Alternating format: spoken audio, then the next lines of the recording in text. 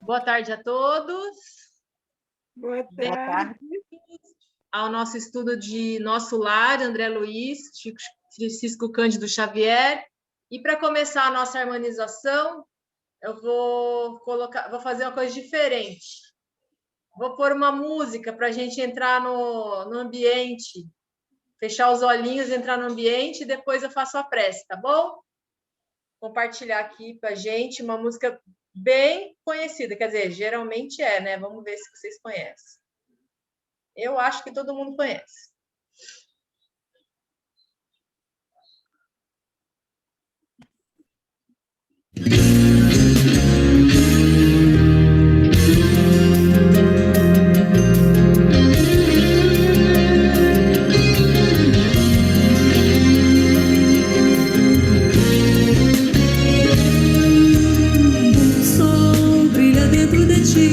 Presença do Cristo em teu coração, afasta as nuvens do mau humor, da revolta e da insatisfação. A luz que vem do interior clareia.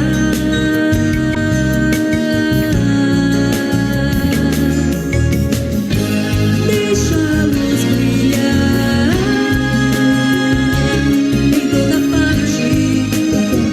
É o amor, ofereça uma flor, plante agora a semente, que amanhã você verá. Como é bom acordar e ouvir o pássaro cantar. Como é bom abraçar o irmão. Como é bom sentir o amor que reina em nosso lar, a semente do amanhã.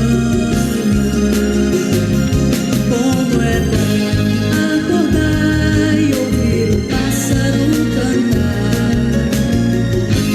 Como é bom abraçar o irmão. Como é bom sentir o amor que reina em nosso lar, a semente do amanhã.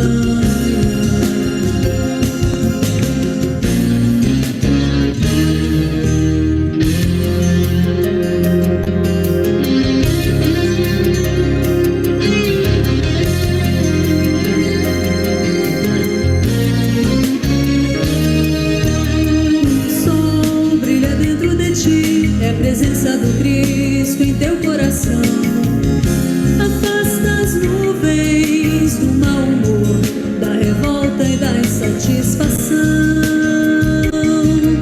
A luz que vem do interior clareia.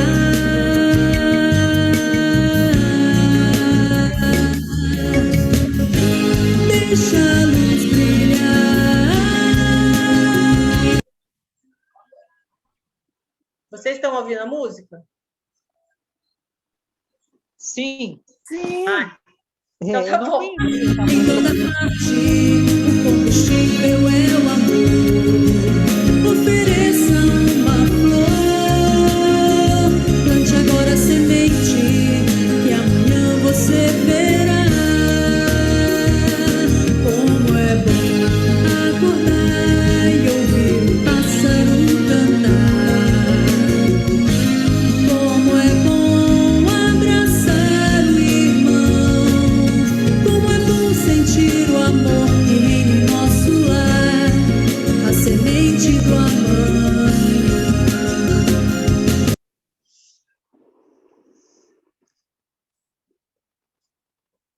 E assim, um recadinho de minutos de sabedoria para a gente entrar mais ainda na harmonização do nosso estudo, que diz: a morte não existe. O que se dá é apenas uma transformação em nossa maneira de ser. Não espere que depois desta exista outra vida. Não, a vida é a mesma. A vida eterna já está sendo vivida por todos nós. Depois da morte, continuamos a ser o que já somos. Portanto, procure ser agora, antes da morte, aquilo que você deseja continuar a ser depois da morte, porque a morte não existe. Agradecemos à espiritualidade por mais uma tarde reunidos, que possamos elevar os nossos pensamentos de muitos bons sentimentos e refletir sobre tudo que vai ser estudado. Que assim seja, graças a Deus. Graças a Jesus. Graças a Deus. Eu abri aleatório e saiu essa parte. Desde que eu peguei, eu estava pensando na 108. Aí, quando a música começou a tocar, eu olhei para 109 e falei, nossa, é o tema do meu estudo, vou ler a 109. E aí a gente vai falar hoje sobre o capítulo 19, que é a jovem desencarnada. Eu vou compartilhar com vocês. Eu fico sem ver nada, gente. Isso é compartilhamento, é muito estranho, mas tudo bem. Eu não vejo chat, eu não vejo nada, só o texto. Então, qualquer coisa, vocês abrem o microfone e falem comigo, tá? Ô, Tati, deixa eu te perguntar uma coisa. Você Diga. compartilhou aí a música através do WhatsApp, certo? Foi, porque eu não sabia de outra maneira de fazer isso. Sim, mas eu nem sabia que dava para compartilhar através do WhatsApp. Foi interessante. Então, eu posso compartilhar, por exemplo, uma foto da galeria? É, porque você compartilha tudo que está no seu computador, né? Você abre a tela no seu computador e compartilha. Sim, mas eu só posso compartilhar se tiver na galeria do computador, né? Na galeria, porque o WhatsApp não dá para ver na galeria com o computador. Sônia, eu vou deixar essa pergunta para os universitários no final do estudo. Tá bom, desculpa aí. Porque eu não sei te responder. Tá bom. Eu tô aprendendo a cada estudo, estou fuçando uma tecla nova. Eu fiz um teste e funcionou assim, desse jeito. Aí foi isso que eu fiz. Então, quando você fizer os testes assim, for funcionando, vai falando, porque eu me interesso por isso. Tá bom, Sônia. Obrigada. Beijo. Ei. Vou colocar, então, agora o texto para a gente ler juntos, e aí eu vou fazer igual eu fiz o último estudo, que eu acho que todo mundo gostou, que eu vou falando e comentando, e aí sobra mais tempo para todo mundo poder falar também, tá? Do que eu ler tudo e comentar depois, que eu acho que é mais cansativo. Tudo junto é mais interessante. Vamos lá. E vai ter uma trilha sonora um pouco diferente, porque a Isabela não quis dormir. Então, a jovem desencarnada. Sua neta não vem à mesa para as refeições, lembrando que no último capítulo terminou quando o Lísia saiu para encontrar a namorada e a dona Laura falou que ele podia ir sossegado, que o André Luiz podia ficar com ela, porque ele estava cuidando da netinha dela que tinha acabado de chegar. Por isso que o capítulo já começa com a conversa entre os dois. Mas ainda não sabemos se é namorada, né?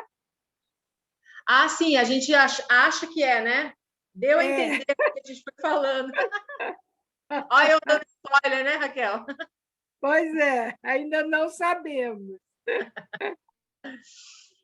Sua neta não vem à mesa para as refeições?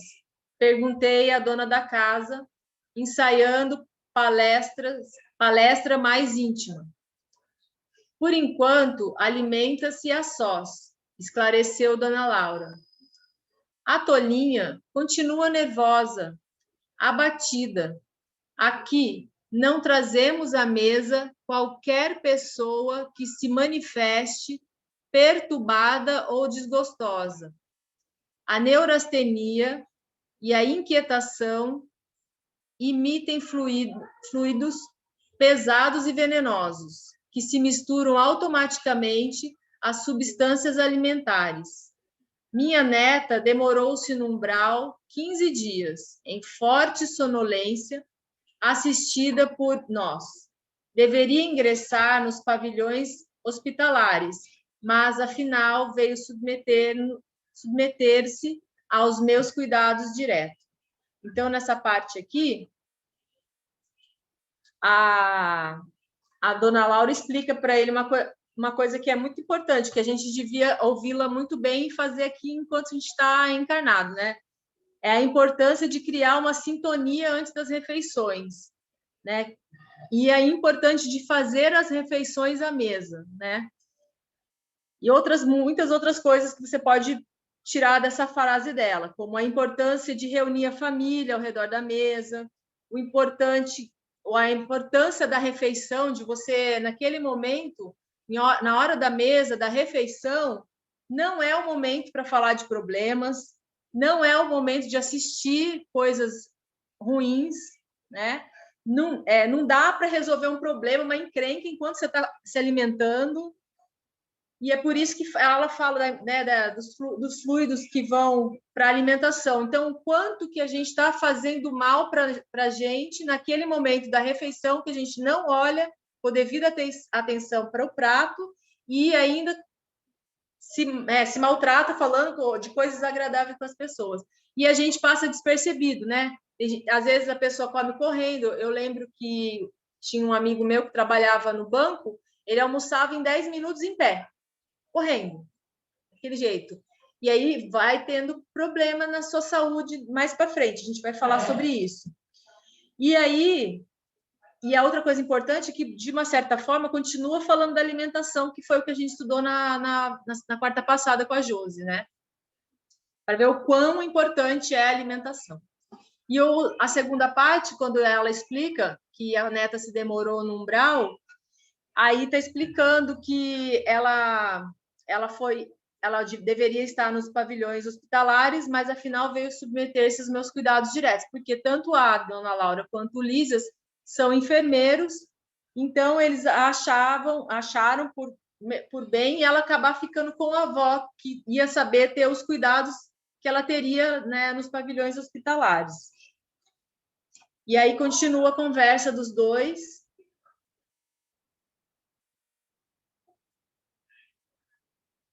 Manifestei desejo de visitar a recém-chegada do planeta.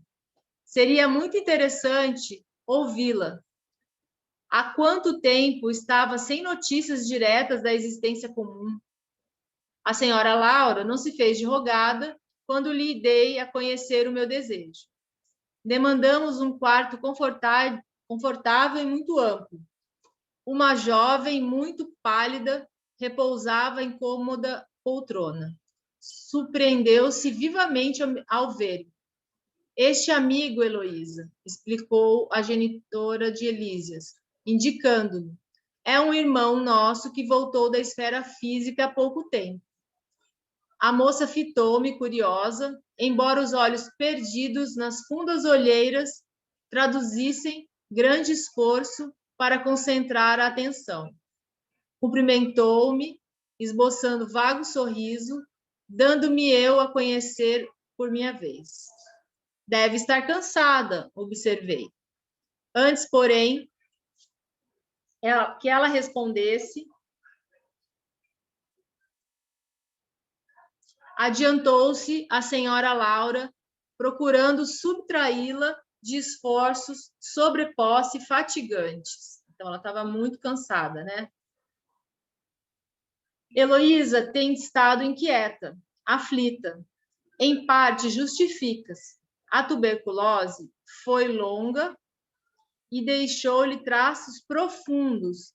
Entretanto, não se pode prescindir a tempo algum do otimismo e da coragem. Então, aí mostra que ela teve o desenlace dela pela tuberculose e que, mesmo no plano espiritual, ela ainda sentia tudo que essa doença fez com ela. Então, é para mostrar para a gente como que existe uma interação profunda entre a mente e o corpo, né? Uma interferência de um no outro. Um afeta o outro de toda maneira. Por exemplo, uma mente ansiosa, uma mente inquieta, pode produzir uma gastrite, pode produzir um intestino irritável, né? Mas o corpo também sente as coisas da mente. Imagina quando você está com uma dor há um mês, como é que você fica para fazer as suas coisas? Você fica mentalmente abatido, cansado. Então, a doença orgânica afeta a mental. Então, a pessoa fica abatida. Que é o caso dela. Ela chegou lá triste, abatida, com toda aquela dificuldade por causa da tuberculose. E lembrando que ela desencarnou depois de um longo processo de tuberculose, numa época onde essa doença era ainda mais grave, né? Então, isso deixou ela mentalmente esgotada e, por isso, chegou ao mundo espiritual dessa maneira. Além disso, tem o impacto emocional da separação do noivo, que a gente vai ver um pouquinho mais para frente. Aí, continuando, fala: vi a jovem arregalar os olhos muito negros, como reter o pranto, mas em vão. O tórax começou a arfar-lhe violentamente e, colando o lenço ao rosto, não conseguia conter os soluços. Angustiosos. Então, para você ver que ela continuava com aquela sensação. E aí a avó fala: tolinha, disse a meiga senhora abraçando. É necessário reagir contra isso. Essas impressões são resultados da educação religiosa deficiente, nada mais. Então, ela, no sentimento dela, ela ainda estava com a tuberculose e ainda estava com aquilo. E aí, antes da gente entrar nessa educação religiosa deficiente, que é muito importante, uma coisa que ficou, que até eu brinquei no final da live, eu estou assistindo tanta live do estudo da Josi, como que o André Luiz, né? O André Luiz ficou 8 anos e ela ficou só 15 anos no umbral, né? Essa diferença. Aí, nos estudos que eu... 15 dias, desculpa. Nos estudos que eu vi, que eu li, a definição é porque a neta da dona Laura, ela estava triste, ela estava abatida e ela estava resgatando os débitos, ela estava se purificando. E o André Luiz chegou no umbral revoltado, teimoso, e veio por um suicídio indireto. Então, ele estava infringindo a lei. Então, o André Luiz estava gerando débitos e a neta estava resgatando débitos, né? Mesmo que ela tivesse precisando se equilibrar emocionalmente, ela estava triste, mas ela não estava revoltada, ela quis a ajuda, né?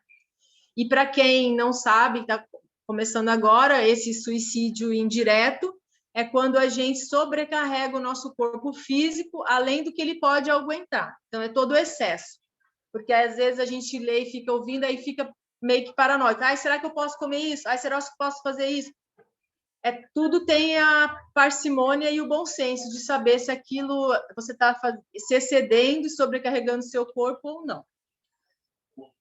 E também mostra o preparo emocional da dona Laura, né? Como que ela tem uma maturidade emocional para mostrar para ela, e de certa forma, até com o André Luiz, que a gente vai ver mais para frente, todo o processo do mundo espiritual, né?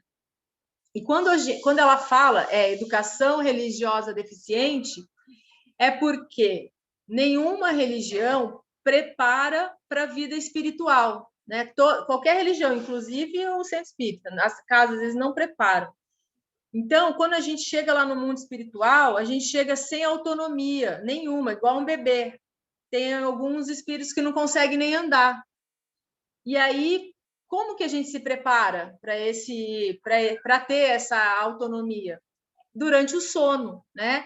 Então, todos os dias antes de dormir, a gente tem que fazer essa preparação, fazer uma oração, ter uma leitura edificante, uma música, equilibrar o nosso espírito para aquele momento onde ele vai fazer o treinamento, né? E ficar vigilante, porque quando a gente fica vigilante espiritualmente, a gente vai fazendo esse preparo interno, né? Então, tem muitas pessoas que fazem mecanicamente, vão ao centro espírita, estudam, tomam passo, sai, vê palestras, sai, mas quando sai, acabou, virou as costas para o centro, vai para a rua, aquilo não está internamente dentro dele. Então, não está treinando, não está pondo em prática, não está se modificando, né? Por isso que ela fala isso para ela. Aí, ela mostrando a delicadeza dela, né? A gente vai, cada vez que vai lendo uma frase, vai vendo como ela é naturalmente, emocionalmente madura. Oi? Posso falar? Pode. Não, de repente você não concluiu ainda. Não, pode falar, eu já marquei aqui onde eu estou. É que às vezes você disse que não vê, né? Quem levanta a mãozinha ou quem pede para falar. Na verdade, Joana de Ângeles diz para nós que em alguns estudos dela, em alguns livros dela, que nós não nos preparamos nem aqui como encarnados para os reveses, muito menos para a morte. Nós só queremos nos preparar, só nos preparamos para as glórias, para as experiências felizes. Por isso que nos entristecemos, adoecemos e geramos conflitos o tempo inteiro, porque nós só nos preparamos para o que nós chamamos de coisas boas. Então, precisamos cair na real, que é bom o aspecto positivo das coisas, mas termos a consciência também de que a vida é alternância. Então, há momentos muito bons, positivos, de muitas alegrias, de muitas glórias, mas há os momentos de tristeza, aos momentos de lágrimas, aos momentos de adoecimento, de experiências negativas, seja saudade, separação de entes queridos, né? Esse tipo de coisa. E nós não nos programamos para isso. E isso causa muito desequilíbrio. Imagine nos prepararmos para a morte, né? Que é o exercício de toda noite e que Luzia Matias recomenda, né? Luzia Matias, uma expositora espírita que estuda muito Joana e Leon Denis, e ela diz que nós precisamos, assim, se agora eu partir, como que é? Eu não estou preparada, eu vou ficar presa, amarrada, apegada, querendo resolver coisas que não vai depender mais de mim, não é? Perfeito, Raquel. Eu ouvi uma vez um expositor falando que a gente tem que aprender que vivemos entre picos e vales.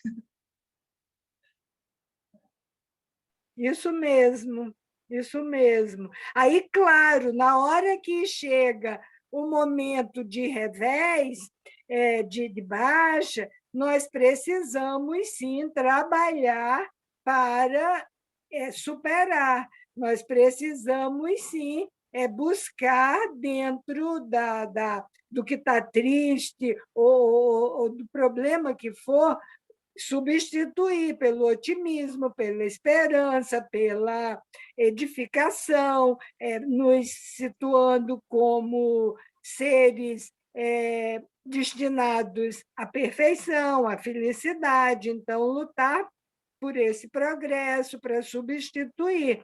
Mas é essa, inclusive, a preparação. Assumir que hoje eu estou triste, hoje eu preciso derramar lágrimas porque eu estou com saudade ou porque eu estou doente, ou da alma ou do corpo. E aí você assume que está, porque que está, e busca no esforço a substituição. Isso é Joana, né? Que eu estou só assim repetindo. Obrigada. E aí também é assim que a gente começa aprendendo a fazer o autoconhecimento, porque aí você começa a reconhecer as suas emoções e seus sentimentos. Exatamente. Então, vamos lá. Aí eles continuam a conversa, que ela está arfando, e aí ela falou, tolinha, daí ela fala, sabes que tua mãe não se demorará e que não podes contar com a fidelidade do noivo, que de modo algum está preparado a te oferecer uma sincera dedicação espiritual na terra. Ele ainda está longe do espírito sublime do amor iluminado. Naturalmente, desposará outra, e deves habituar-te a esta convicção. Nem seria justo exigir-lhe a vinda brusca. Então, nesse momento, a avó mostra que, apesar de ser doloroso, mas tem uma realidade da vida que a gente precisa aprender a encarar, né? Que até tem tudo a ver com o que a Raquel estava falando. E a gente tem que seguir o plano encarnatório, né? E também mostra que os laços afetivos verdadeiros, eles não se quebram, né? Que eles continuam. No caso, está falando da mãe, né? Que vai chegar. E também, ao mesmo tempo, ele está explicando para ela, né? Da vida de cada um tem um limite, porque você não pode exigir que a pessoa que vai continuar aqui no plano material pare sua vida e fique eternamente sem ter uma continuação de vida, de conhecer outra pessoa, fazer a vida dele, esperando um dia de te reencontrar, né? No celibato lá, quietinho, sem fazer nada, sem se apaixonar, sem ter emoções. Porque ele continua aqui na carne, ele continua tendo as emoções aqui da carne, então é muito difícil. Só que a gente tem esse amor gaiola, apegado, que é nosso, é meu noivo, é meu filho, meu marido, né? Então é tudo meu, a gente não consegue ver. E ela delicadamente estava tentando mostrar isso para ela, né? E aí continua, ela foi fazendo abrir o véu para ela bem devagarzinho, né? Sorrindo maternalmente, a senhora Laura acrescentou: admitamos que viesse forçando a lei. Não seria mais duro o sofrimento? Não pagarias caro a cooperação que houvesses desenvolvido neste particular? Não te faltarão amizades carinhosas, nem colaboração fraternal, para que te equilibres aqui. E se amas de fato o rapaz, deves procurar harmonia para beneficiá-lo mais tarde. Além disso, tua mãe não tarda a chegar. Então, ela está ensinando para a neta o desapego, né? Então, está falando para ela, cuida primeiro de você, se equilibra, né? Faz a sua elevação espiritual, aí depois você vai auxiliar quem você ama, porque como a gente sabe dos laços, ele pode ter digamos que o laço eterno seja com ela, ele vai ter experiência aqui na Terra, e quando voltar eles podem se encontrar, e aí se tiver que continuar, tudo tem um caminhar na história de cada um, né? O importante é o não aprisionar as pessoas e não deixar de cuidar de si próprio, né, de evoluir.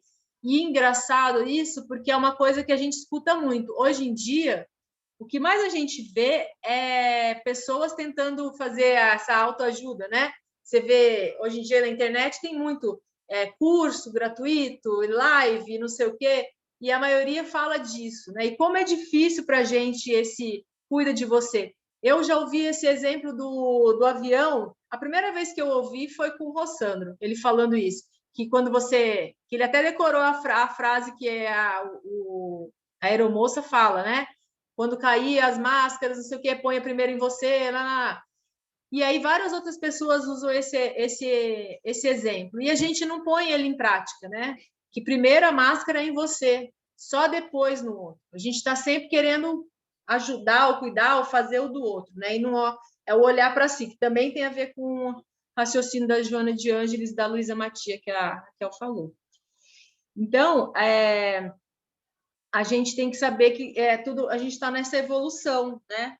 E os espíritos que habitam o nosso lar, eles estão em transição, então eles estão numa colônia de apoio, e eles são os espíritos muito ligados à Terra. Então, por isso que tem tanto apego ainda, porque a gente praticamente saiu daqui da Terra e foi para lá. E lá tem todo esse trabalho de ministérios que é para a gente ir se desapegando, né?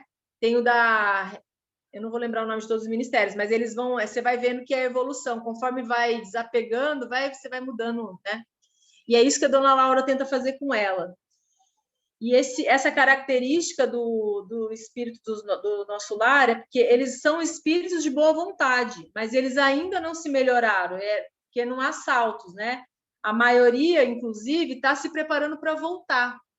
Então, todo o aprimoramento que eles conseguem, por menor que seja, é muito importante. Por isso que toda hora a dona Laura sempre está dando alguma lição embutida em todas as falas dela, né? E aí a gente continua vendo o texto e ela ficou, né? Ela levou um susto com a fala da dona Laura. Penalizou-me o pranto copioso da jovem, isso é André Luiz falando. Procurei estabelecer novo rumo à conversação, tentando subtraí-la à crise de lágrimas. De onde vem você, Heloísa? Interroguei. A mãe de Lísias, agora calada, parecia igualmente desejosa de vê-la desembaraçar-se. Após longos instantes em que enxugava os olhos lacrimosos, a moça respondeu, do Rio de Janeiro. Mas não deve chorar assim, objetei. Você é muito feliz. Desencarnou há poucos dias, está com seus parentes e não conheceu tempestades na grande viagem. Quando ele está falando isso, tempestades na grande viagem, ele está falando dele próprio, né? Lembrando da trajetória dele, do tempo que ele ficou no umbral. E aí ele continua. Ela pareceu reanimar-se, falando mais calma. Não imagina, porém, quanto tenho sofrido. 8 meses de luta com a tuberculose, não obstante os tratamentos, a mágoa de haver transmitido a moléstia à minha carinhosa mãe. Além disso, o que padeceu por minha causa o pobre noivo é inenarrável. Então, quando ela está narrando a dor que ela sofreu, ela está vendo da perspectiva dela, né? E a gente tem a tendência a sempre achar que a nossa dor é maior, que não existe pessoas que estejam passando por dores maiores que a nossa, né? E a gente fica apegado e atrelado ao nosso umbigo, né? E não é, a gente não sabe as coisas que tem por trás, como, por exemplo, essa culpa que ela está sentindo de ter deixado a mãe também com tuberculose. Não é culpa dela, foi o que teve que acontecer. A mãe foi cuidar dela e pegou. E isso é uma coisa que a gente se remete muito hoje em dia, né? Quantas pessoas que passaram pela Covid e passaram para os seus parentes também não carregam essa culpa, que não deveria carregar. São coisas que acontecem, né? E quando a gente começa a olhar para o todo, a gente começa a ver o sofrimento e as coisas que cada um vai, as lições que tem atrás de cada uma dessas vivências, né? E aí eles continuam conversando. Ora, ora, não diga isso, observou a senhora Laura sorrir. Na Terra, temos sempre a ilusão de que a nossa dor é maior, sempre a ilusão de que não há dor maior que a nossa. Pura cegueira. Há milhões de criaturas afrontando situações verdadeiramente cruéis, comparadas às nossas experiências, que é olhar para abrir o leque e olhar, né, para fora do nosso âmbito de círculo que a gente convive. E aí eles continuam conversando e quando ela fala isso da ilusão, é para a gente também pensar de uma maneira mais ampla, porque no plano espiritual é o país da verdade, não tem esconderijo, né? Quando olha para o seu perispírito, já sabe o que você está pensando, o que você é uma vida sem véu, sem verniz, né? E Dona Laura, ela está tentando tirar esse véu da ilusão da neta, né? Mostrando como são as coisas de verdade. E ela vai fazendo isso cada vez mais, como agora, nesse próximo parágrafo, que ela fala para ela assim. Arnaldo, porém, vovó, ficou sem consolo, desesperado. Tudo isso dá que pensar, acentuou a Confreita. Aí que vem o tirar do véu da vovó. E acredita sinceramente nessa impressão? Perguntou a matrona com inflexão de carinho. Observei teu ex-noivo. diversas vezes no curso de tua enfermidade. Era natural que ele se comovesse tanto, vendo-te o corpo reduzido a frangalhos. Mas não está preparado para compreender um sentimento puro. Reconfortar-se-á muito depressa. Amor iluminado não é para qualquer criatura humana. Conserva, portanto, teu otimismo. Poderás auxiliá-lo, sem dúvida, muitas vezes, mas no que concerne à união conjugal, quando puderes excursionar-se às esferas do planeta, em nossa companhia, já o encontrarás casado com outro. Então, primeira coisa, a avó, quando está falando, já chama ele de ex-noivo, que é para mostrar para ela que agora não é mais o noivo dela.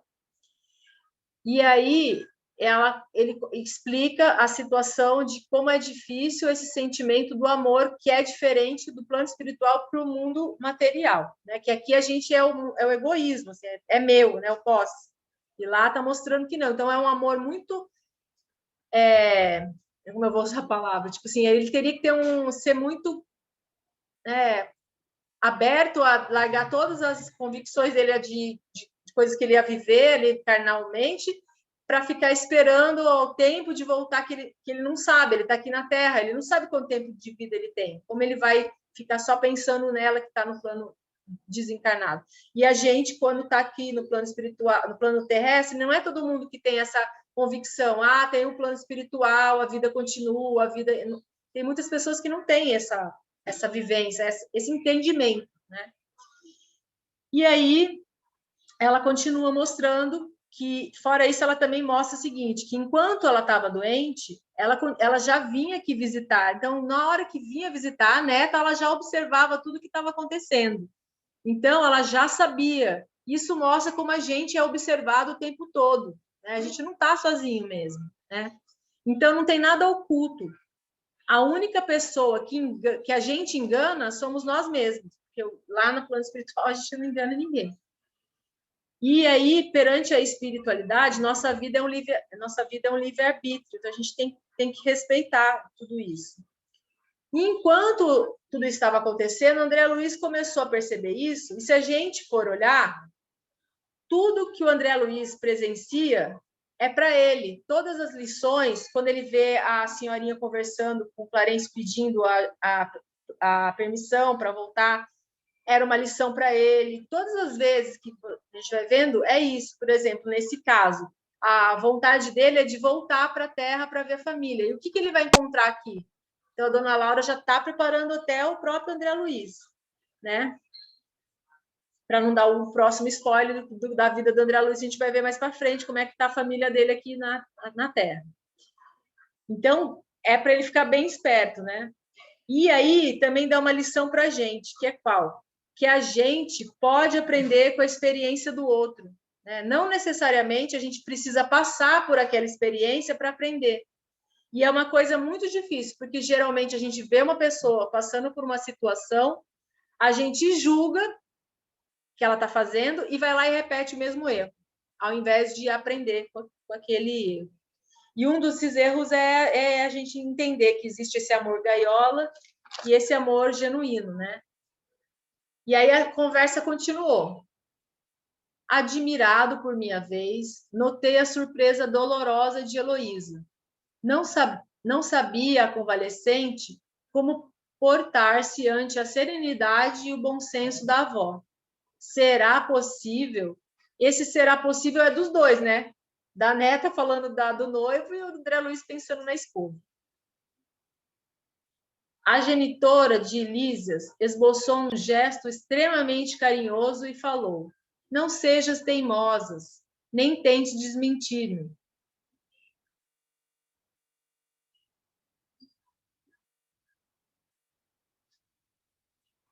Vendo que a enferma parecia tomar a atitude íntima de quem deseja provas, a senhora Laura insistiu. Então, essa parte que fala, vendo que a enferma parecia tomar a atitude íntima de quem deseja provas, está mostrando que ela estava num processo de negação.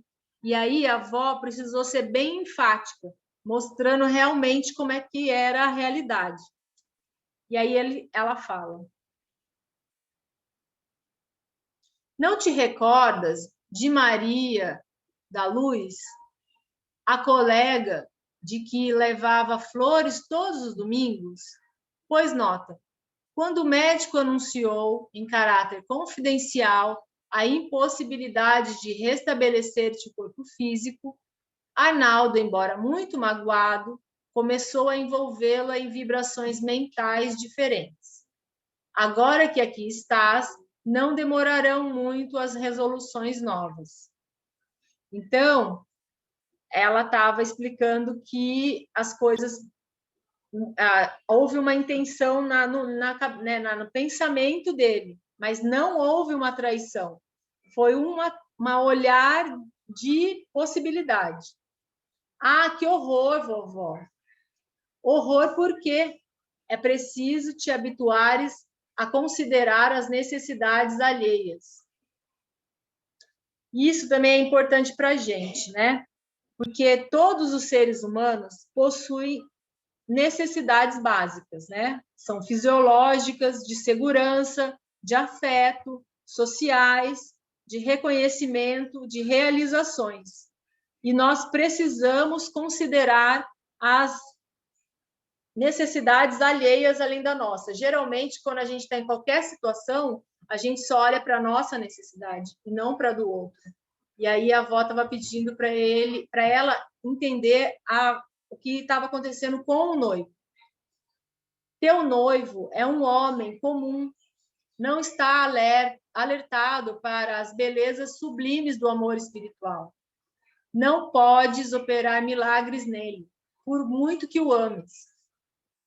A descoberta de si mesmo é apanágio de cada um. Apanágio, gente, é conquista, prêmio. E eu achei essa frase muito bonita, né? A descoberta de si mesmo é uma conquista de cada um. Então, mostra diversas vezes, mais uma vez, que tudo depende do nosso esforço, da nossa força de vontade, da reforma que a gente provocar na gente mesmo. E Arnaldo conhecerá mais tarde a beleza do teu idealismo, mas por agora é preciso entregá-lo às experiências de que necessita. E talvez ele necessite dessa experiência de casar de novo não, de casar, porque a gente fica falando dele assim como se já fosse, eles eram noivos, eles não tinham casado ainda. E aí continua a conversa, e aí ela fala: não me conformo, clamou a jovem, chorando. Justamente Maria da Luz, a amiga que sempre julguei fidelíssima.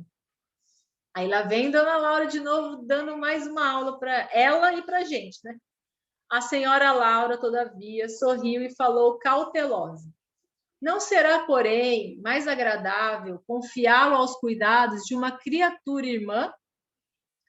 Maria da Luz será sempre tua amiga espiritual, ao passo que outra mulher talvez te dificultasse mais tarde o acesso ao coração dele. Então, ali ela explica para ela, né, já prevendo lá na frente, caso ela consiga se recuperar, consiga se restabelecer espiritualmente, e eles poderem se encontrar espiritualmente, se ele fica com essa moça, que já era uma amiga, vai ser uma amiga espiritual, com certeza não vai ser difícil esse contato com ele. Que outra mulher, que talvez uma inimiga, dificultasse essa ação, né? Então, ela explica mais uma vez que tudo tem uma razão de ser e que agradece, que é uma amiga. E aí continua. Eu estava iminentemente surpreendido, porque ele está tomando para ele também, né? Heloísa prorrompera em soluços. A bondosa senhora percebeu-me a intranquilidade e no propósito, talvez, de orientar tanto a neta quanto a mim, esclareceu sensatamente. Então, aqui, mais uma vez, ele assume que a ele também, né? Aí fala: sei a causa do teu pranto, filhinha. nasce da terra inculta do seu milenário egoísmo, na nossa renitente vaidade humana. Entretanto, a vovó não te fala para ferir, mas para acordar. E aí também a gente vai parar para pensar aqui, né, na Dona Laura sensata e a grande ilusão humana que somos donos das coisas e vamos aprender que somos usufrutuários, né? A gente quer controlar o tempo todo tudo, quer controlar todas as coisas. E outra fala que é essa do egoísmo, que é o tempo todo. Então a gente vê que realmente é o que a gente tem que batalhar para burilar em nós, né?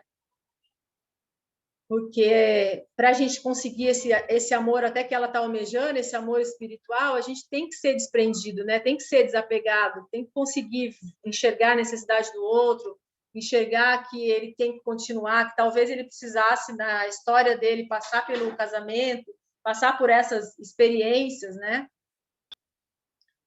E aí, continuando, ela, depois desse puxão de orelha bem suave, né? Que ela fala, não estou querendo te ferir, mas é para você acordar.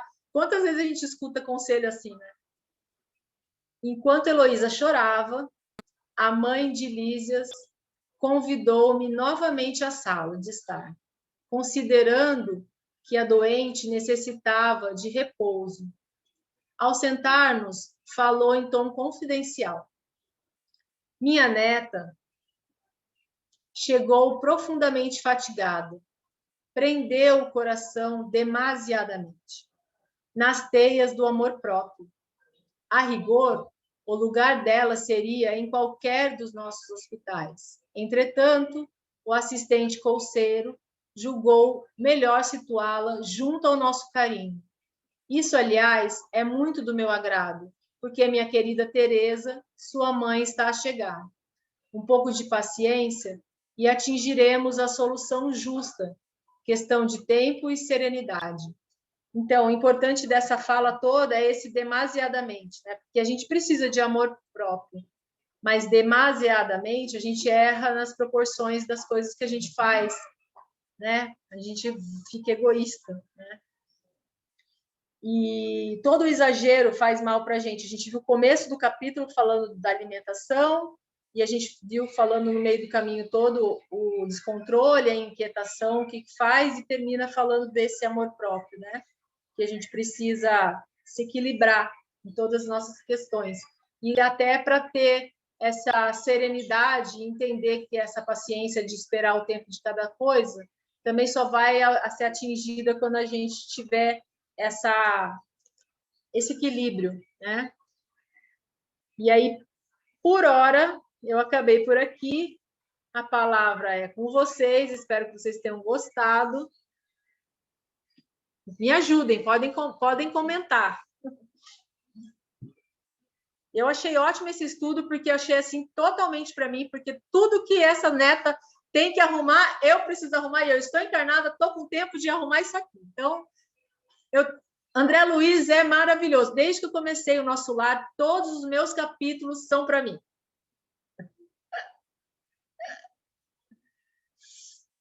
Ai, ai. Podem falar, gente, por favor. Não me deixem falando sozinho. Ah, a Josi falou, eu não consigo me preparar para a morte. E a Eliana falou, Tati, eu te ajudo, nem sei onde me escondo. Tamo junto, Eliana. Josi, também estamos juntos. Eu estou nesse preparo também. Eu posso lembrar, com certeza você deve ter lembrado do nosso exercício do ESG, que Marcinha e Maria Raquel fizeram com a gente. A gente chegou, para contar para vocês, a gente chegou para a aula do ESG e Marcinha e Maria Raquel falaram assim para a gente, hoje nós vamos nos preparar para morrer. E foi fazer o exercício. A gente, eu e Josi, quase morreu para morrer no exercício.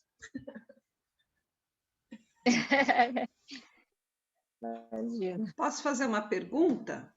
Pode, se eu souber responder, mas senão já vou. É que eu comentei com o Marcos ontem e eu não consegui lembrar. Ele não pode aparecer que ele está de pijama. Chegou o Bolinha!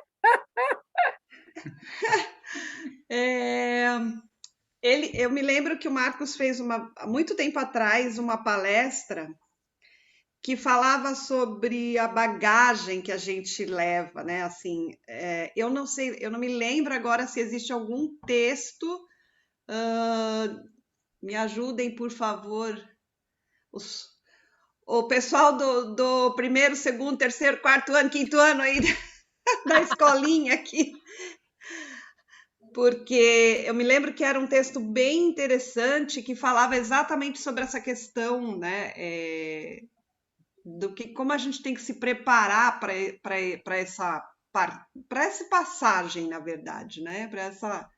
Para embarcar nessa viagem. E esse texto falava sobre essa questão da bagagem que a gente vai levar, o que a gente... E eu não me lembro agora de onde que está o texto, ele também não lembra. Eu me lembro que ele fez uma palestra num centro lá de Blumenau e era muito bonita a palestra. E falava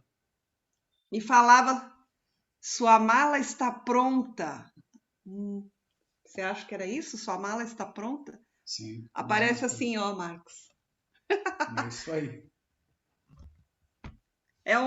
De repente, algo interessante até para a gente estudar, né? Uma questão basicamente falando sobre a bagagem, né? Olha aí a Sônia mostrando. Cadê? Então. Então, ainda não comecei a ler. É esse aí? Sua mala está pronta? Mais ou menos isso. Então, porque de repente é um tema até interessante, né? Para a gente pensar, estudar, analisar, né? Na verdade, Cris, são muitos os textos, principalmente na obra do André Luiz e da Joana de Ângeles, principalmente, e do próprio Evangelho. Então, nas obras básicas todas, no sentido de que essa certeza de não sermos daqui, essa certeza de sermos seres espirituais numa experiência material, mas, nesse momento, nós ficamos apegados a tudo. Quando nós falamos de desapego, a grande maioria de nós se refere ou entende que o desapego é a objetos, é a casa, é ao carro, é a coisas materiais. Mas a maior dificuldade e o maior trabalho para chegar no estágio de desapego é justo nos sentimentos, nos afetos. Nós repetimos que os afetos, os laços são eternos, mas é como se não acreditássemos. Então, nós fugimos dessa verdade real, criamos uma ilusão dessa coisa do meu, da posse, da gaiola, que a Tati falou aí. Porque, na realidade, se eu digo que eu amo tanto alguém, eu quero ver esse alguém feliz.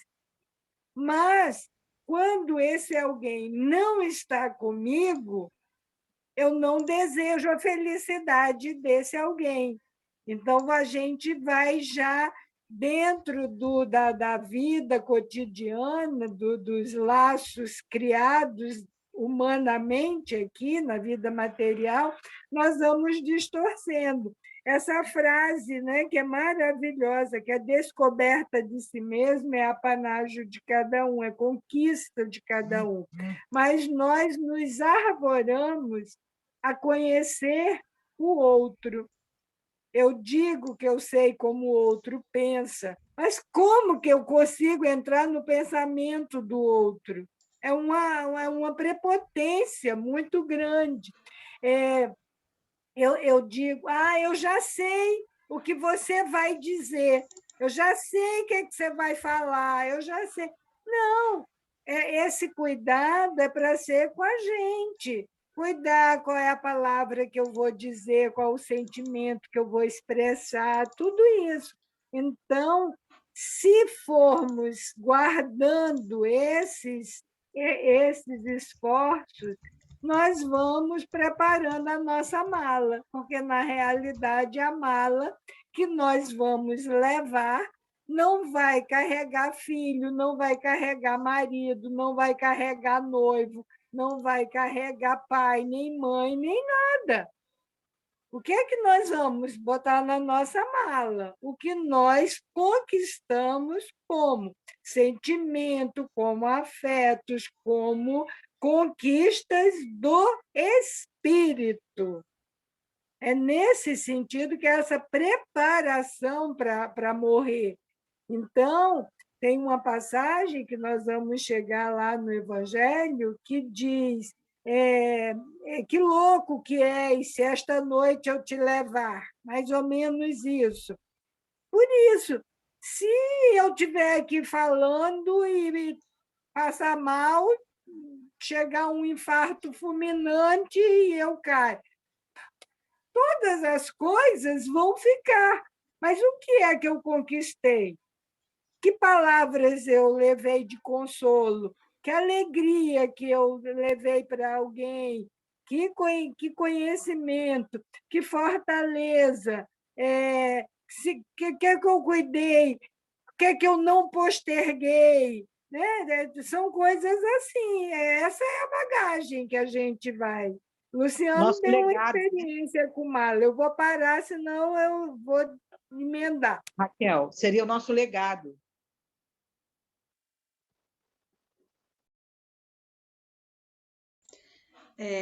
O que eu me lembro também dessa palestra que ele fez, que não falava não só das coisas, vamos dizer assim, morais, virtudes que a gente adquire, mas falava também daquilo que a gente não deve levar na bagagem, né? Então, assim, era muito interessante, porque ele falava muito disso. Que pena que a gente não tem mais o registro dessa palestra, porque foi muito, muito interessante, e eu me lembro assim que causou impacto na Casa Espírita no dia da palestra, porque as pessoas começaram a falar: nossa, realmente, né, a gente não para pensar nisso, a gente não para analisar, porque não é só o que a gente vai, como eu falei, adquirir no sentido de aprendizado moral, enfim, mas o que a gente não vai adquirir para levar na bagagem, né? Então, o que a gente vai deixar de fora dessa bagagem, dessa mala, né? Enfim, fica como sugestão aí um tema para algum dia. Cris, eu ia falar, você já até respondeu, eu ia falar: então, Marcos, refaça para nós a palestra, você já não tem o registro? Poxa, olá, Marcos, refaça a palestra. Eu também Faça acho, pega um sábado nós, aí, ó, Luciano. Isso, está aplaudindo. Eu vou dar uma sugestão. Uma das coisas que não devemos levar é a prepotência, a arrogância. Sim. Então, é só ir pensando. Bota o que não vai e o que vai, o que vai e o que não vai. Exatamente. Se eu for para um país onde eu vou passar frio, eu tenho que levar agasalhos, mas não vou levar biquínis. Então, é aquilo, levo isso, levo aquilo, não levo. Vamos preparar. Adorei. Vamos preparar. Fica quieto, não Mas, fala Cris, eu falo para ele todo dia, Lu. Não sendo o Marcos a proferir a palestra, pode ser você. Oi? É isso mesmo. Não sendo o Marcos a proferir essa palestra, pode ser você. Aqui não, as Lu, eu acho que se defendem. Isso que é amigo. Isso que é amigo, hein, Luciano? É muito isso. São os Marcos, desafios, são os desafios. As Luluzinhas estão unidas. Sim, exatamente. Se eu não fico aqui Marcos, todo pode dia. Ser Luciano. É isso aí. Podia ser o casal. Podia ser o casal, a palestra compartilhada. Olha que Podemos. sugestão interessante. Boa, Tati.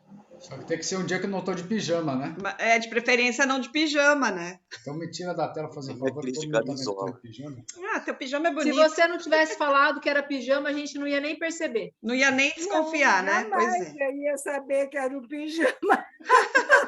Com a camiseta, uai.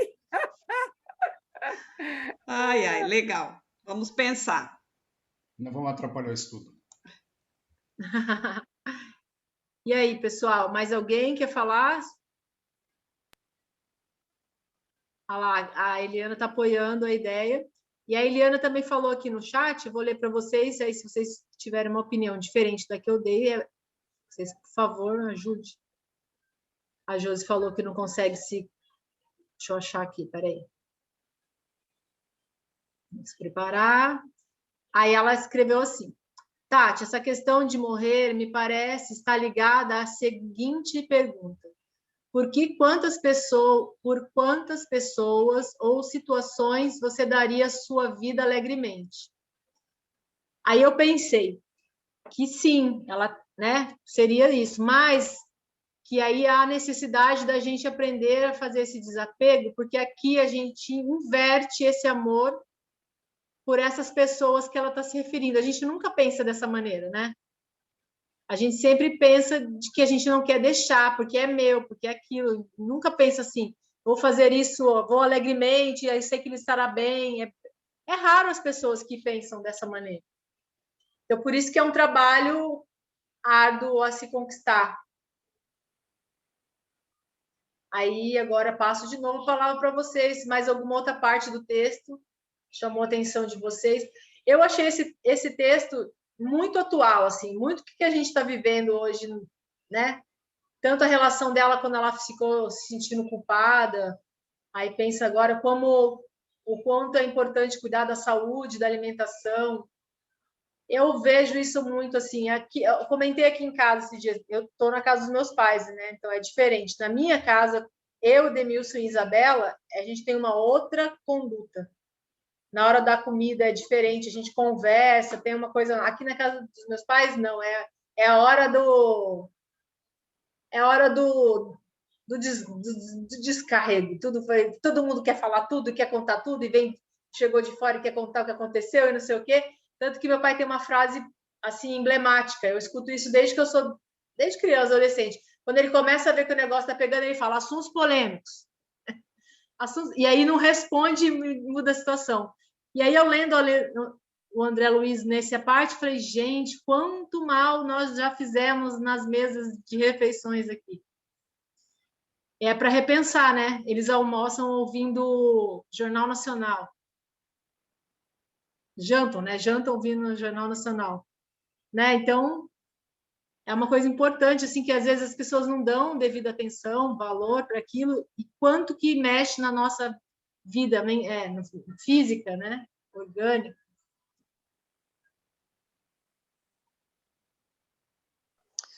Tati, eu faço uma leitura com um viés diferente. Todo esse conhecimento que nos foi trazido, né, pela mediunidade do Chico, né, André, Emmanuel e outros tantos instrutores espirituais, nos descortinam, eu sempre gosto de usar essa frase, né, o véu da nossa ignorância, né, nos revelando o outro lado da vida e nos preparando a cada um de nós, né, de acordo com as suas necessidades, para que o nosso regresso à pátria espiritual seja minimamente o menos sofrível possível, né? Então, você estava falando a respeito de uma das passagens, eu me lembrei daquele estudo que nós fizemos sobre o Frederico Figner, o irmão Jacó, perdão, né, com ilustrações e tal, e a gente lembra, inclusive, daquela ponte, né, pelo qual ele atravessou com todos aqueles outros espíritos recém-desencarnados, né, sempre com o mentor guiando. E naquele período de migração de um plano para o outro, ou seja, ele estava aqui na Terra, o Frederico Figner foi à praia, foi para Copacabana, foi a Aurir, né, os ares salutares do mar, viu pessoas, viu uma série de circunstâncias, ficou um período aqui, e depois ele ascendeu para a colônia, onde ele iria, inclusive, encontrou com a filha mais tarde. E nessa transição, nessa passagem, né, entre um plano material, eles estavam aqui, e a colônia, existe uma ponte de luz, que nós vimos naquele dia do estudo, né? E a gente se recorda, inclusive, que o mentor orientou a todo o grupo que mantivesse um pensamento positivo e, sobretudo, em prece. Porque no entorno daquela ponte, a gente até pode entender que seria uma zona umbralina e a ponte atravessaria essa zona para atingir esferas superiores, como se fosse uma escada, né? Mas, na verdade, era uma ponte luminosa.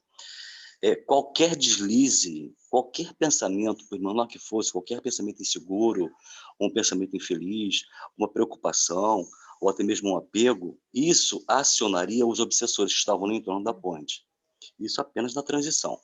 A sobrinha da dona Laura, se não me engano, ela ficou 15 dias, né, no umbral, pouco tempo em relação ao André, que ficou 8 anos, mas você se recorda, inclusive, que ela, num rompante de paixão, ela fugiu da colônia, né? Ela foi detida nessa faixa vibratória que é o umbral, e ficou presa lá durante um tempo, tanto que depois, não me recordo se foi Elises ou quem foi, até lá e a resgatou. Ela estava, inclusive, debaixo de uma árvore toda maltrapilha, toda suja, depois de ter sido resgatada. O mesmo se deu com o André. Quando ele se lembrou da esposa, sentiu ciúmes, foi visitá-la. Quando ele chega aqui na Terra, ele encontra a esposa casada com outro. Quer dizer, a ex-viúva, porque tinha sido casada novamente, com outro companheiro. E aí, aquele acesso de ciúme que aconteceu, pum, ele abaixou a vibração e voltou para o umbral. Imediatamente, ele já tendo aquele conhecimento dos pensamentos mais elevados, dos sentimentos mais nobres, de tudo aquilo que ele vivenciou no nosso lar, ele naturalmente mudou novamente a vibração, melhorando, sutilizando, ele retornou novamente para a colônia. De posse dessas informações e daquilo que você nos colocou hoje, muito bem colocado, por sinal, o seu estudo, muito bom, a sua leitura, a sua interpretação, né, e a sua didática, faz com que a gente procure desenvolver esse sentimento de já estarmos, vamos colocar assim, de uma forma alegórica, desencarnados, ainda na condição de encarnados. Essa mudança de paradigma, né, de uma condição para outra, ainda estando na condição anterior, entendeu? Né? Trazer esses conceitos da literatura e consolidar no nosso dia a dia é um exercício estoico, digamos assim, né? De um esforço quase sobre-humano de nos transformar. Agora, aquela história, né? Os convites foram feitos há muito tempo, desde quando a FEB lançou as obras do Chico, né? E hoje a gente não pode dizer mais que a gente não sabia, porque nós já sabemos. Então, se nós não tomarmos o impulso de nos melhorar de acordo com as instruções recebidas através da espiritualidade maior, e nós espíritos temos esse hábito, né, de falar para o próprio ouvido, então eu estou falando também para mim, naturalmente. Né? Então, essa transformação, essa digressão dos parâmetros que nós construímos em nós mesmos, por razões sociais, condicionamentos sociais, profissão, trabalho, todas essas cascas que nós construímos no nosso entorno, para termos uma postura, elas devem ser muito bem trabalhadas para que nós permitamos que esse novo homem, que é o nosso desejo, que é o nosso projeto pessoal e íntimo, ele aflore. Sem os condicionamentos externos, né, construídos, agregados em nós ao longo da nossa existência, seja em qual esfera tenha sido e continua sendo, e permitir que esse homem novo flua. Ah, mas eu tenho medo. Claro, todo novo, entre aspas, gera uma certa segurança, sobretudo para quem tem um pouco mais de idade. Mas essa transformação, esse convite à transformação, inclusive que o estudo hoje nos traz, sobretudo sobre os hábitos alimentares, sobre os hábitos mentais, sobre os nossos comportamentos, é uma porta gigante que nos abre à frente para que a gente consiga atravessar pela porta estreita com mais segurança.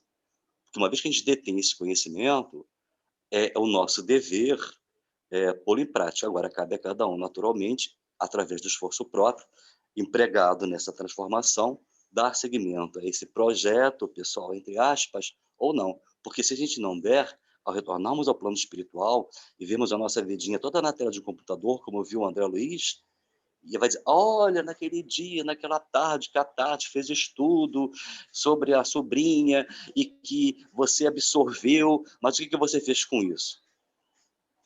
Guardou na sua memória, na sua lembrança, ou você aproveitou, agasalhou essas informações e procurou colocar em prática? Então, para a gente, além dessa base filosófica, ainda tem o aspecto espiritual embutido, né? Então, é como você falou, todas as obras de André, para nós, é como se fosse um cardápio, um banquete espiritual para nós aproveitarmos dessas informações e exercitarmos. Agora, é muito difícil, muitas das vezes, até porque o homem velho grita, se disfarça em um homem novo, né? E no final das contas, ao frigir dos ovos, ao retornarmos à parte espiritual, depois de todo esse processo que a sobrinha passou, que o André passou, que todos eles passaram, né? Que nós consigamos chegar lá, como eu disse no início, minimamente com o menor sofrimento possível, né? Então, é isso que eu penso. Obrigado aí pela atenção. Obrigado eu, Luciano. Você fechou muito bem o meu estudo. Inclusive, não sei se você chegou na hora que eu estava lendo a página, tem tudo a ver com a página que eu li. Não, do Minuto Sabedoria cheguei a pegar sim, eu não consegui ligar o computador a tempo, mas entrei pelo celular que foi mais rápido. Está tudo alinhado. A gente tem o hábito de achar que nós é que somos responsáveis maiores. Não somos, não. Nós somos a base, a poeirinha da pirâmide. Lá em cima tem alguém coordenando tudo isso. É verdade. Está tudo ligado, isso aí. E aí, pessoal, vocês querem falar mais alguma coisa? Já estamos bem cheios de informações para poder pôr em prática.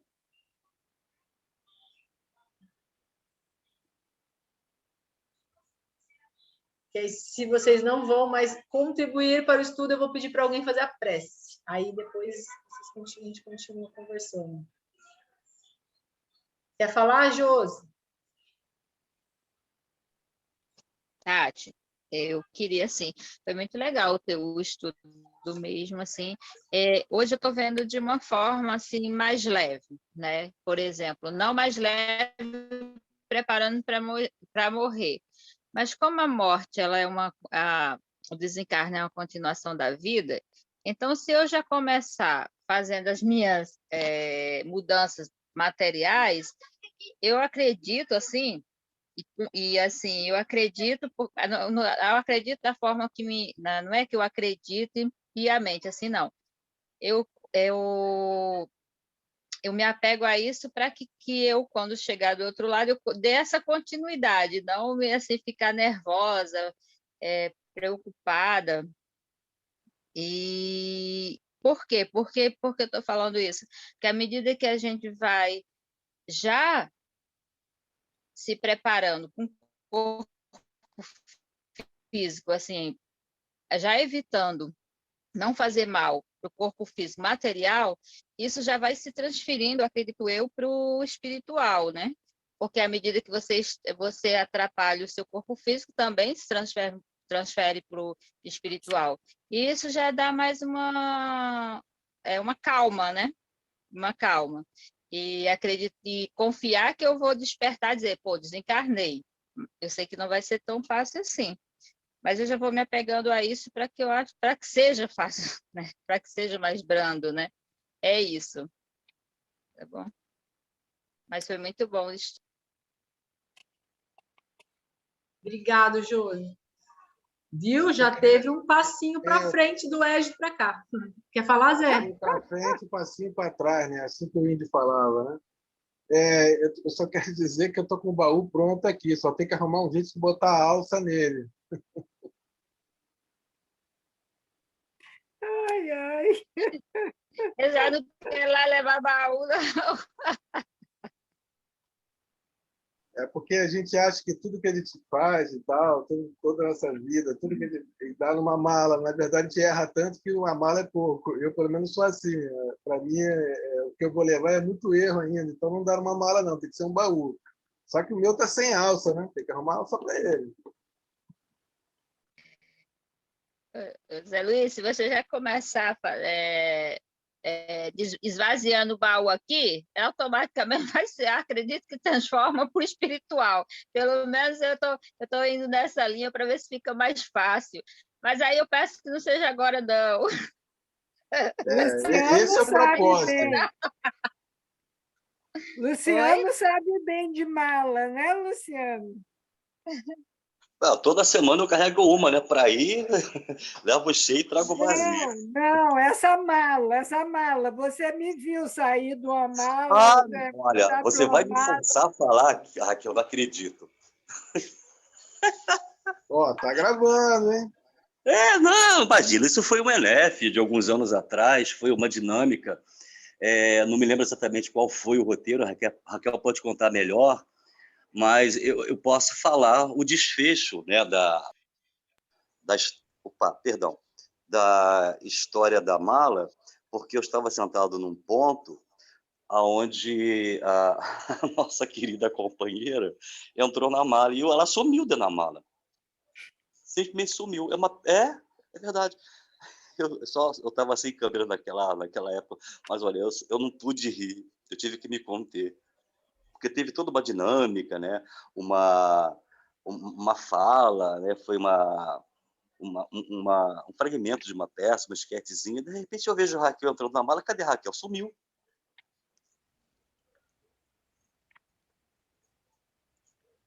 Não foi Era isso? justamente esse o exercício. O que você não vai levar? Os seus ressentimentos, porque é inclusive isso, né? As suas mágoas, as suas raivas, esse tipo, os seus apegos, a sua preguiça, a sua mania de postergar as coisas, as tradições que você não reflete, vai só repetindo. Então, é mais ou menos isso, né? As cobranças que você faz, mas você cobra do outro, não cobra de si mesmo. Aí você fica ressentido. Ressentimento é cobrança. E aí era isso. Eu saía tirando da mala as coisas que não eram para ser levadas. E a dinâmica era isso: você chega no mundo material sem nada, com uma bolsinha pequenininha, que aí você vai seguindo ali, mas aí você vai enchendo a mala, vai enchendo, você não fica satisfeito. E aí, quando você vê, está com uma mala pesada que você não arrasta, né? Você nem consegue arrastar. É mais ou menos isso. Olha só quem tem que fazer a palestra, ó. Disso que você falou agora, tem um paralelo que dá para fazer muito legal, né? Imagina você chega no aeroporto e aí você tem uma mala que você só pode levar 20 quilos, né? E você tem, de repente, 22. E você tem que começar a tirar coisa lá de dentro, senão você não pode embarcar. Não é verdade? Né, Raquel? Né? É por aí. Inclusive, assim, essa dinâmica foi com base numa história que eu acredito seja contada pelo irmão X, que chega no plano espiritual e a porta é estreita e a criatura está com uma mala gigantesca e ele quer passar com tudo e ele não consegue, a porta é estreita e ele não quer se desfazer de nada, ele tenta pegar aquela bagagem e aperta e empurra e ele luta, até que ele percebe que não adianta, aquele volume que ele carregou era muito maior do que aquela portinha. E aí ele começa a se desfazer, até se desapegar. Agora, esse apego é muito importante nós falarmos, nós refletirmos sobre ele, porque, de fato, os apegos não são a objetos, os apegos não são a coisas materiais. O apego maior, inclusive, nós somos apegados às nossas imperfeições. Nós somos apegados, por exemplo, à nossa pressa de não ouvir o outro. Nós continuamos fazendo coisas no automatismo que nos move, né? Então, tem que desapegar disso, da nossa preguiça de se transformar, de mudar, que é com esforço. Ô, Raquel, se você me permite, eu vou pegar um gancho na sua fala. Eu acho que tudo isso tem a ver com os automatismos que nós criamos. Não sei, eu estou aqui fazendo uma análise e a gente vive nesse processo recorrente, né? É uma construção isso é filosoficamente falando, é uma construção de algo que a gente acredita ser verdadeiro, né, ainda que não esteja em sintonia com as orientações espirituais, e é difícil, eu acredito até que seja uma coisa um pouco recorrente, mudar esse automatismo, né, que nós mesmos criamos. Então, talvez um passo seguro que a gente possa dar seria, obviamente, através da autoobservação, do autoconhecimento, identificar os gatilhos que acionam os nossos automatismos e trabalhar em cima deles, naturalmente, né, um por um, que não é um só, apenas são vários. Então, na medida que a gente se auto-identifica dentro desse processo, onde nós vivemos quase que no piloto automático, né, a sociedade, de modo geral, ela é assim. Né? Não é só em relação a nós, mas eu estou dizendo isso no comportamento geral, dentro até da própria sociologia, da antropologia. Então, se nós conseguirmos identificar em nós esses gatilhos que acionam esses processos recorrentes e trabalhar sobre eles, eu estou até falando a mesma coisa. Talvez fosse uma fórmula segura de nós conseguirmos nos autotransformar, claro que paulatinamente, esse é todo um processo de reformulação, né, de conceitos internos, essas questões todas, mas instrumentos nós temos, né? Nós estamos instrumentalizando. É por aí, né? Tem que ser através do auto-olhar, não é? Agora, eu gosto mais de olhar o outro, eu gosto mais de dizer, Luciano me irrita. Agora, é o Luciano que me irrita ou eu que me irrito com o Luciano? Exato. Eu não olho para mim, eu olho para o outro. Então, fica sempre difícil. Esses comportamentos, são aí, esse atavismo todo. A gente vai repetindo o modelo, vai repetindo, e não para. Qual é meu tom de falar? Qual é meu sentimento? O que está me movendo? Qual é a minha imperfeição? Qual é a minha desistência? Entendeu? Exato. Sim, perfeito. Eu me lembrei de... Tudo passa por aí, mas nós não gostamos, porque na hora que nós colocamos, está aqui o meu espelho, eu não gosto do que eu estou vendo.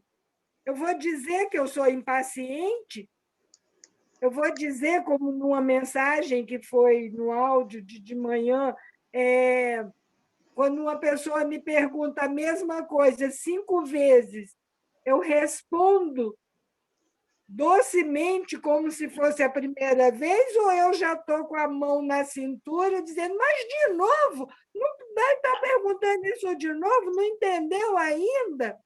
Eu olho para isso? Não, eu fico achando que você que não está entendendo. Eu digo logo, poxa, eu falei 5 vezes, o Luciano não entendeu. Agora, eu expliquei de uma forma que o Luciano entendesse, eu tentei mudar a forma de explicar para que o Luciano entendesse. Percebe? Então, mas é mais cômodo dizer que é o outro. Então, nós vamos sempre falando para o outro. Eu não cuido da minha palavra, eu não cuido do meu sentimento, eu não cuido da minha emoção, eu cuido da emoção do outro. É muito mais fácil, porque cuidar de mim vai dar trabalho para eu. As projeções, exatamente, né? É a questão do autotrabalho, e que muitas das vezes entra no terreno da preguiça, né? Da preguiça mental, da preguiça emocional, da zona de conforto. Você fazendo essa colocação, me lembrei, para ser breve por conta do nosso tempo, nós tínhamos um casal de amigos aqui em Muriqui, e a mamãe era muito mais amiga, inclusive, da Sandra, né, que é a esposa do rapaz, do companheiro. Uma vez elas conversando, eu estava no meio da conversa, ela falou, olha, eu achei muito interessante, uma vez, fulano, que era a esposa, não me lembro o nome, falou para mim, eu não gosto de você, eu gosto do sentimento que você desperta em mim. Olha que paradigma interessante para a gente analisar, exatamente essa tua fala. O que o outro provoca em mim, mas o que o outro provoca em mim é aquilo que me agrada ou que eu preciso trabalhar em mim. Na Seitinoye, para fechar a fala, tem uma frase curtinha que é muito interessante e alinhada, inclusive, com a nossa própria filosofia. Nós somos mestres uns dos outros. E eles têm, inclusive, um termo em japonês que se refere às pessoas, aquelas pessoas com as quais a gente não se afiniza, Bosatsu, alguma coisa assim. É como se fossem anjos nas nossas vidas para nos ensinar como nos aprimorar. Que é como se fossem esmeris que estariam polindo as nossas arestas. É uma visão filosófica, sim, mas é uma visão que a gente pode perfeitamente colocar em prática, não é? São lições, exato, são lições que a gente deve aplicar na nossa vida diária, na nossa vida de relação, e olhando para o espelho, exatamente, né? Identificando no reflexo aquelas arestas que nós ainda temos que incomodam aos outros. A nós não, mas incomodam aos outros. Né? E da mesma forma, aquelas dos outros que incomodam na gente é que nós devemos trabalhar em nós, não neles.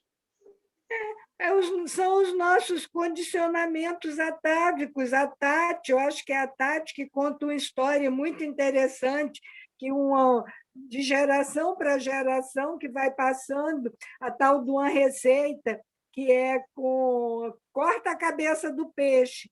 Mas por que tem que cortar a cabeça do peixe? Não, aprendi com a minha mãe. Aí vai perguntar para a mãe aprendeu com a mãe dela, e sai perguntando ali. Por que corta? Por que tem que cortar a cabeça do peixe? Porque a travessa que eu fazia o peixe não cabia o peixe inteiro, eu cortava a cabeça do peixe. Agora, a travessa que eu tenho hoje, cabe o peixe inteiro, mas eu não reflito, eu vou repetindo modelos e padrões, e isso é com o que é transmitido, mas é com o que eu também já trago dentro de mim. Então, fica ali, a gente vai repetindo. Claro, né? É aquilo. Mas o despertar de si não é assim. Tchum! Acordei e aí eu estou diferente. Não, é com esforço, é com muita luta e é vendo, inclusive, o que realmente precisa ser redesenhado. E desconstruir é muito mais difícil do que destruir. E para você reconstruir, muitas vezes não é destruindo, é desconstruindo. Às vezes aquela parede está todinha prontinha, você percebe um vazamento que está lá no início. Você não vai quebrar tudo, porque se fosse quebrar tudo ia ser fácil. Uma marreta, acabava. Aí fazia tudo de novo. Mas você tem uma porção de coisas que você já colocou, você vai precisar só corrigir aquilo dali. É muito mais trabalhoso. Para ficar um trabalho bonitinho, você vai fazer um recorte lá para ver onde que está, onde que o cano não sei o quê, que quebrou. Então, desconstruir é trabalhoso. Como é trabalhoso, nós não queremos. Vamos dizer, eu sou assim mesmo.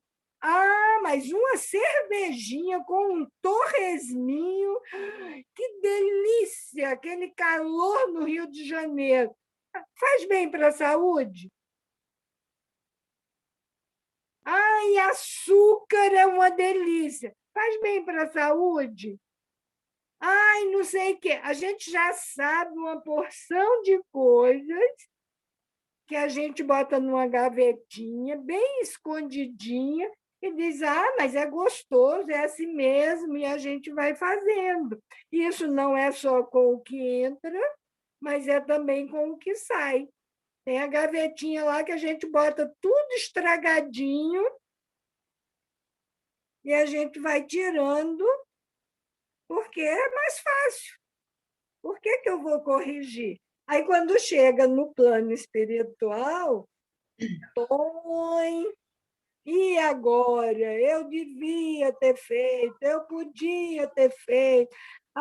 Meu anjo de guarda me disse, meu amigo me disse, minha mãe, meu pai, meu mentor, meu tudo me disse,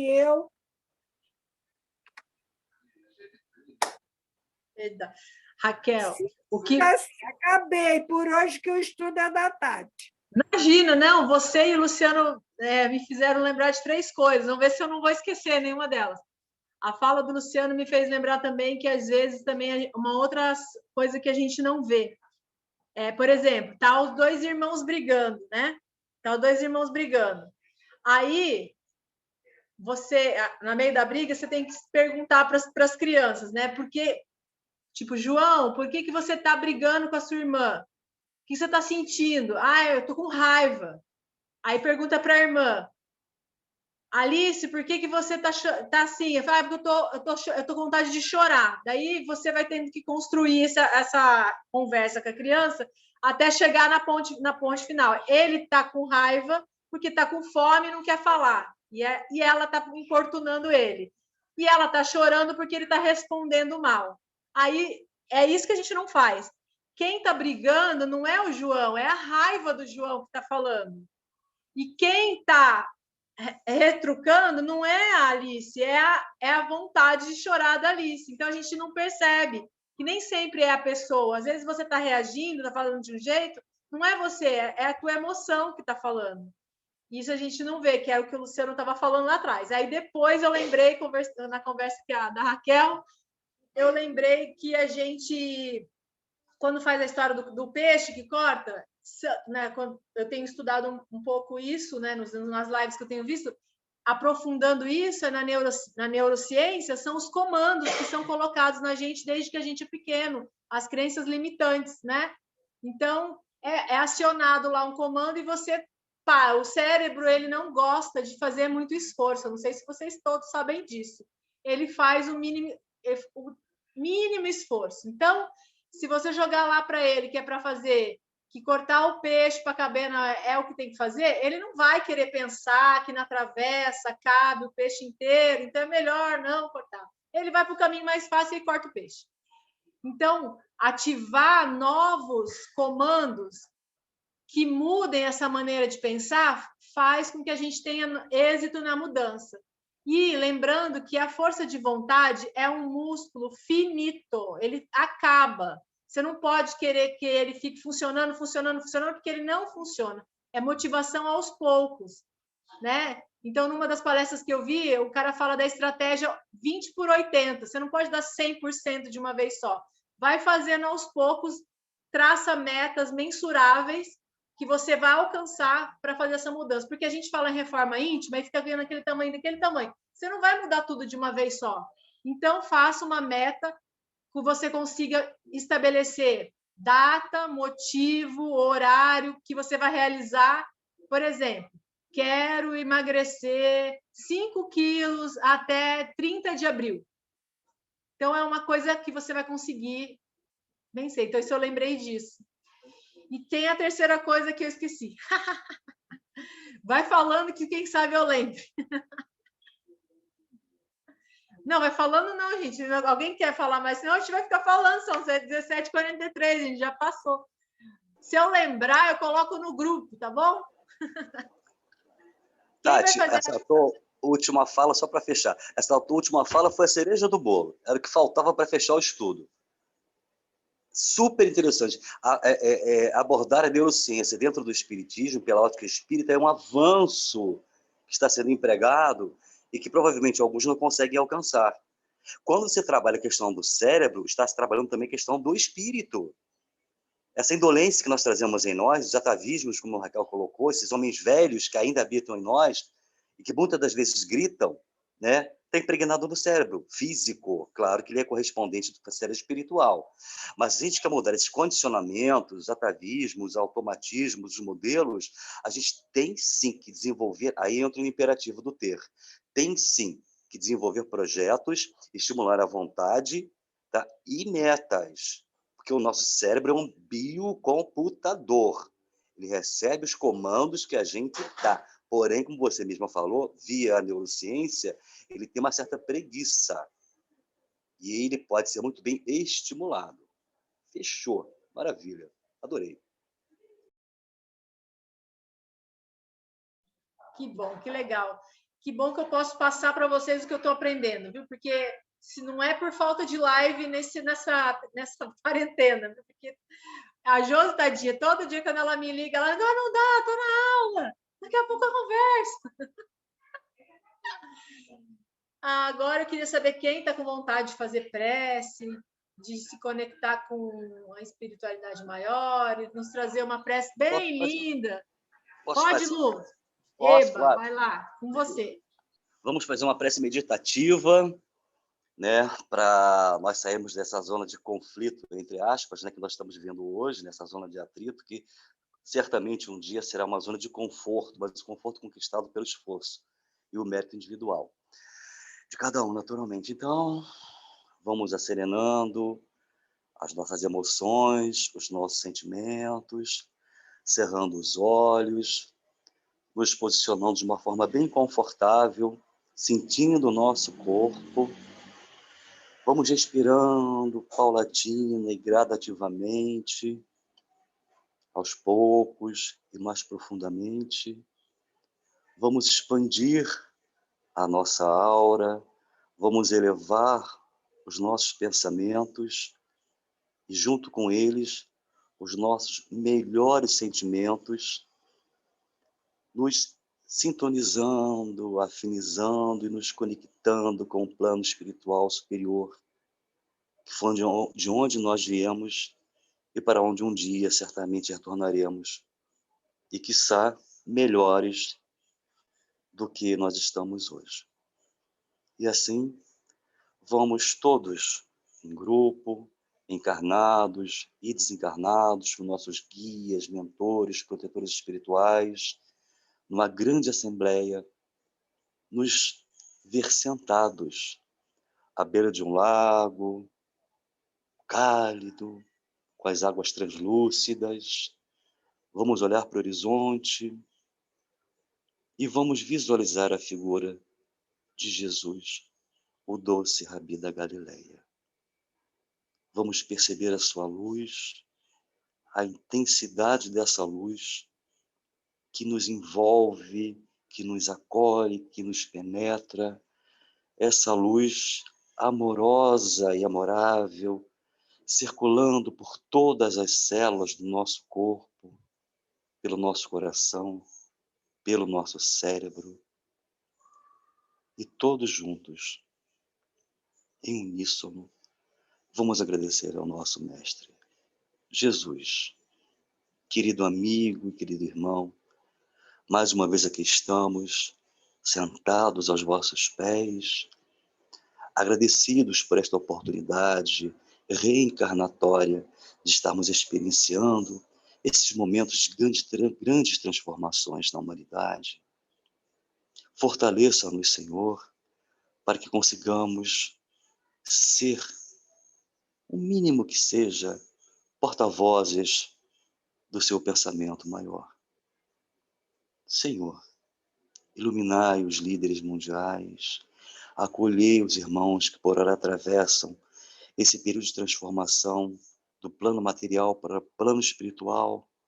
Muitos desses nossos irmãos em vós ainda estão perdidos, fora de seus corpos, tentando se encontrar e tentando descobrir o que efetivamente lhes aconteceu.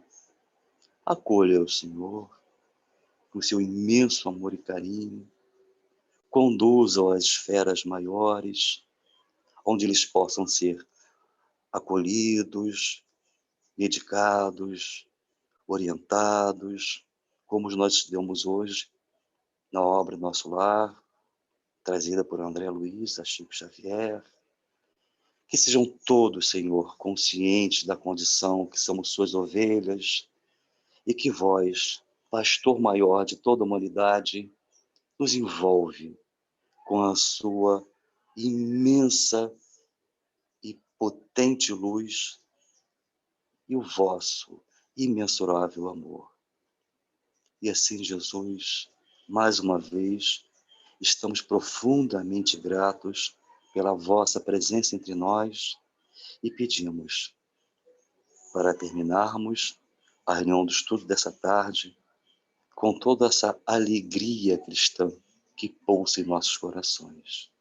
Ser sempre bem-vindo, Jesus, e encontre em nós portas dos nossos corações para que vós encontre definitivamente morada. Que assim seja, Senhor. Graças a Deus. Graças a Deus.